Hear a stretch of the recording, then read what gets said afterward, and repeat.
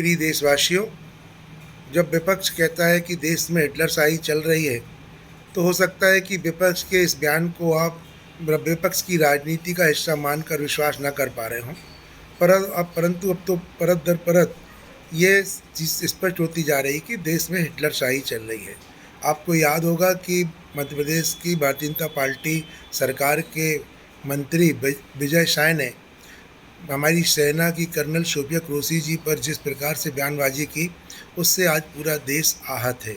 विशेष तौर पर supreme court जैसी संस्था, जिनके जस्टिस सूर्यकांत जी एवं जस्टिस एन कोटेश्वर सिंह जी ने भी टिप्पणी कहा है कि ये मगरमच्छ के आंसू हैं और आज पूरा देश शर्मसार है।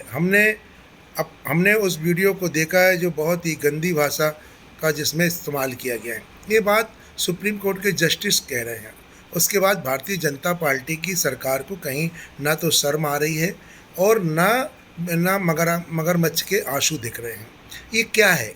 ये हठधर्मिता है और ये हिटलरशाही यही है कि जब सरकार को ये लगे कि मेरी मर्जी, मैं जो चाहूँ वो करूँ, और जब ये नौबत आ जाती है तो स्वाभाविक है कि फिर इस देश में अराजकता का माहौल भी बनना तैयार हो जाएगा।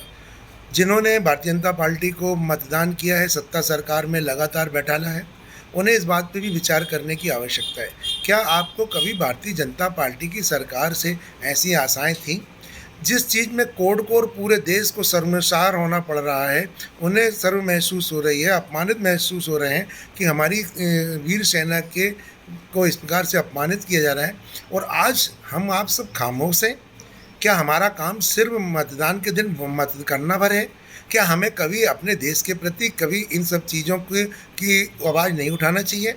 क्या हमें इस परिस्थितियों में अपनी बात को मुखरता से नहीं कहना चाहिए?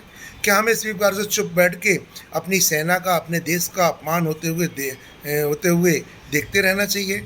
ये हमारी भी अपनी जवाबदारी है कि हमारा काम सिर्फ मत देना या सरकार बनाना नहीं है। अगर मत दे के सरकार में बैठालना है तो हमें सरकार को इस बात का एहसास भी कराना होगा कि हम जागरूक हैं, हमारे कान अभी सुनाई दे सकते हैं और आंखों में दिखाई दे सकता है, और हम सुन भी रहे हैं और हम देख भी रहे हैं।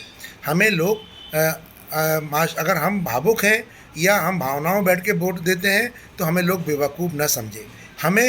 हमें इस प्रकार की प्रतिक्रिया भी सामने लाना चाहिए, वरना इस देश को अराजकता के दलदल में फंसने से कोई रोक नहीं पाएगा जब तक बहुत देर हो जाएगी।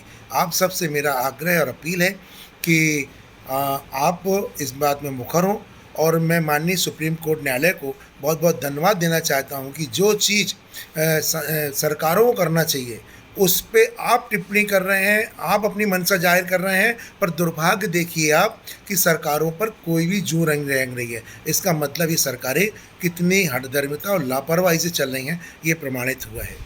जय हिंद, जय भारत।